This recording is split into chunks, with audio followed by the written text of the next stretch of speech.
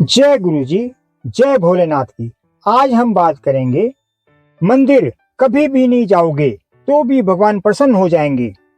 आप और हम सभी लोग भगवान को प्रसन्न करना चाहते हैं। बहुत से लोग सुबह शाम मंदिर आदि धर्म स्थलों पर भगवान की पूजा करने जाते हैं, जल अर्पित करते हैं, भोग सामग्री अर्पण करते हैं, तरह तरह से उनको प्रसन्न करने के उपाय करते हैं। तो क्या इन कार्यों से भगवान प्रसन्न हो जाते हैं?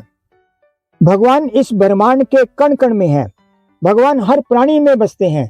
जरूरत है तो बस परमात्मा को पहचानने की। परमात्मा हमें सबसे पहले माता पिता के रूप में ही मिलते हैं, जो हमें जन्म देते हैं, बाल्यावस्था से ही पाल पोस कर बड़ा करते हैं, हमारी हर चीज का ध्यान रखते हैं, प्यार करते हैं, दुलार करते हैं। मंदिर जाना उतनी खास बात नहीं है जितना माता पिता की सेवा करना। घर पर माता पिता की सेवा ना करते हो, कभी अपने हाथ से खाना पानी ना पूछा हो, घर में बूढ़े माता पिता हो, बूढ़े सास ससुर हो, उनका अपमान करते हो, उनको कुछ भोजन देने का प्रबंध नहीं किया हो और बोलें कि मंदिर से आकर तब परोसेंगे, तो क्या भगवान आपकी पूजा, भोग सामग्री या जल स्वीकार कर लेंगे? क्या भगवान प्रसन्न हो जाएंगे? लोग अपने माँ बाप को उदास करके, अपने माँ बाप का दिल दुखाकर पूरी दुनिया में जाकर कहते हैं हमारे लिए दुआ करो। दुनिया भर के तीर्थों में जाकर दुआएं मांगते हैं, मंदिरों में जाते हैं और जहां ये दुआएं कबूल होती हैं उनको घर छोड़ जाते हैं। माँ बाप को उदास करके आप दुनिया के किसी भी धर्म स्थल पर चले जाओ, आपकी दुआ कहीं नहीं कबूल होगी। सबसे बड़े भगवान तुम्हारे माता पिता हैं। मंदिर जाओ या ना जाओ, अपने माता पिता की सेवा कर लो, भगवान प्रसन्न हो जाएंगे। मंदिर में भगवान है, क्या माता पिता में नहीं? भगवान ही साक्षात माता पिता के रूप में है।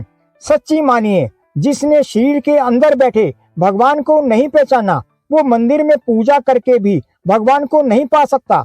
मंदिर में जाकर मूर्ति की पूजा करें और घर में जीते जागते माता पिता का अपमान करें तो भगवान कैसे प्रसन्न होंगे?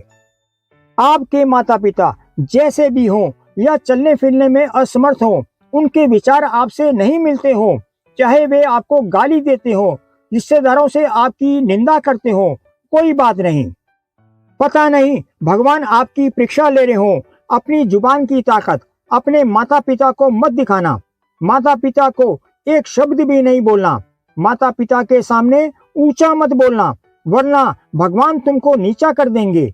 माता पिता के आंसू तुम्हारे सामने ना गिरने पाए, वरना भगवान तुम्हें गिरा देंगे। अपने माता पिता के जब आप रोज पैर छुओगे तो उनका हृदय आशीर्वाद देगा, उनका हृदय आशीर्वाद देगा तो कभी तुम्हारा बाल बांका नहीं होगा। माता पिता का दिया हुआ श्राप भगवान भी नहीं काटते। दशरथ जी के द्वारा शब्द भेदी बाण से जब श्रवण कुमार की देह छूट गई तो श्रवण कुमार के पिता ने दशरथ जी से कहा, जैसे मैं पुत्र वियोग में तड़प कर मर रहा हूँ, ऐसे ही तुम भी पुत्र वियोग में तड़प कर मरोगे। तो भगवान ने वह श्राप काटा नहीं, दशरथ जी के प्राण वैसे ही निकले। तो माता पिता का दिया हुआ श्राप, उनका दिया आशीर्वाद मानो भगवान का वाक्य है। जैसे आप मूर्ति को भगवान मानकर तरह तरह से पूछते हो, भोग प्रसाद 56 तरह के पकवान का भोग लगाते हो, उन्हें स्मरण करते हो, ये मैं सच्ची कह रहा हूँ। आप अपने माता पिता को भगवान मानकर उनकी थोड़ी सी भी सेवा कर लो। कभी थोड़ी देर उनके पास बैठकर उनके चरण दबा लो, उनको अपने हाथ से खाना खिला दो, उनका हाल चाल पूछ लो। माँ सब ठीक है, पिताजी सब ठीक है, कोई दवा तो नहीं चाहिए? जहां आपकी प्यार भरी बातों से उनकी बूढ़ी आंख में खुशी का आंसू आ गया, समझ लो माता पिता के अंदर बैठे भगवान प्रसन्न हो गए, तुम्हारी दुआ कबूल हो जाएगी। साक्षात लक्ष्मी जी की कृपा तुम्हारे घर पर हो जाएगी।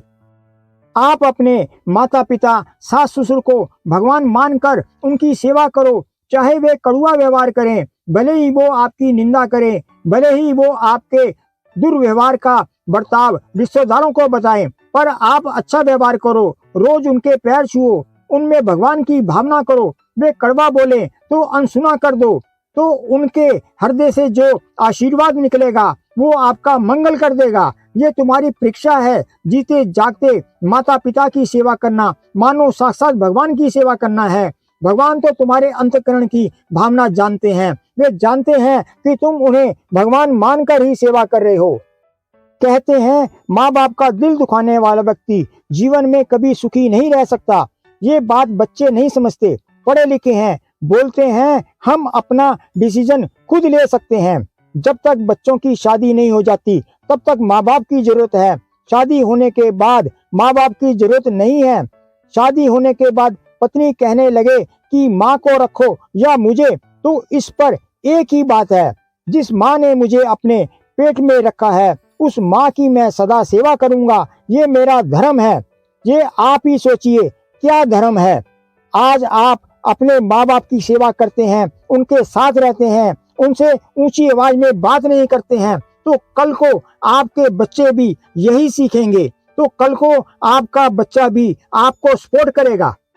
आप अपने माता पिता की सेवा करो, भगवान प्रसन्न हो जाएंगे। हो सकता है वृद्धावस्था के कारण उनकी बुद्धि खराब हो गई हो, सटिया गई हो, एक ही बात को बार बार पूछते हो। कोई बात नहीं, बुढ़ापा और बचपन एक समान होता है। जब तुम छोटे थे तो तुम भी एक ही बात को बार बार पूछते थे, कभी भी कहीं भी सोच कर देते थे, लघु शंका कर देते थे। तुम्हारा हाथ पकड़कर तुम्हें चलना सिखाया था।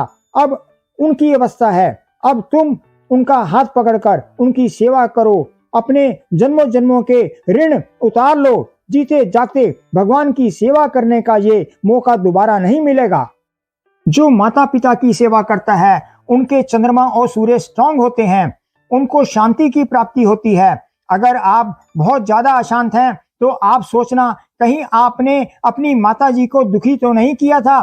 चंद्रमा निस्तेज हो गया होगा। पिता का अपमान कर रहे हैं तो सूर्य कमजोर हो जाएगा, निस्तेज हो जाएगा।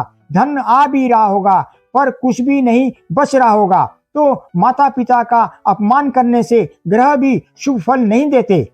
यदि आपके माता पिता आपके साथ हैं, आपके पास हैं, तो आप बहुत भाग्यशाली हैं। जीते जी उनकी सेवा कर लो। जो प्राप्ति वर्षों भगवान की सेवा करने से, पूजा पाठ मंत्र जाप करने से होती है, वह एकमात्र माता पिता की सेवा करने से आपको शीघ्र ही प्राप्त हो जाएगी। माता पिता की सेवा करने से भगवान तो प्रसन्न होंगे ही, सूर्य चंद्र आदि ग्रह भी शुभ फल देने लगेंगे।